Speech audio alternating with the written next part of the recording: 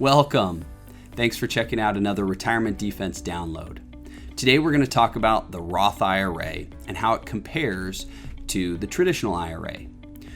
The traditional IRA has been around for many years. It's an opportunity for you to contribute to a retirement account, get a tax deduction, and in the future, when you take that money out, you're hopefully in a lower tax rate and you'll pay taxes on the growth.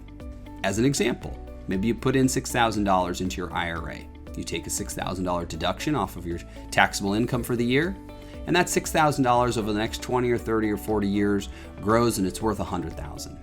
When you go to take it out, that $100,000, no matter how much of it you pull out, it will all be taxed at your tax rate at that time.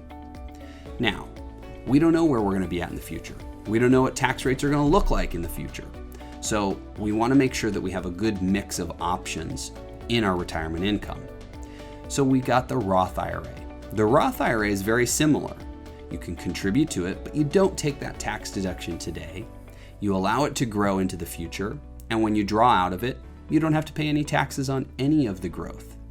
As an example, again, if you had that same $6,000, don't reduce your taxable income now, just put it in, pay the tax on it, allow it to grow, and when you take that money out in the future, that same $6,000 is grown to $100,000, all $100,000 is tax-free. It's a great way to set yourself up to control some of those future taxes. Now, every one of you is different, and depending upon your situation, we have to decide, does it make sense to have that deduction today? Does it make sense to get it out tax-free in the future? We just don't know.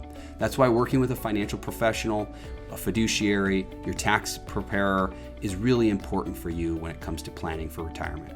So hopefully that helps you out with some ideas, brief understanding in the difference between the traditional IRA and the Roth IRA. One other key point, a traditional IRA is something that you've saved in for years and years. And the government, i.e. the IRS, comes out and says, hey, we want our tax dollars because you haven't been taxed on that money yet. And when you turn 72, there's something called a required minimum distribution. And you have to take money out of the account even if you don't need it. Whereas with a Roth IRA, there is no required minimum distribution. So there's always some factor to consider when it comes to deciding what is the best option for you. I hope you enjoyed this information, and we'll look forward to seeing you again soon.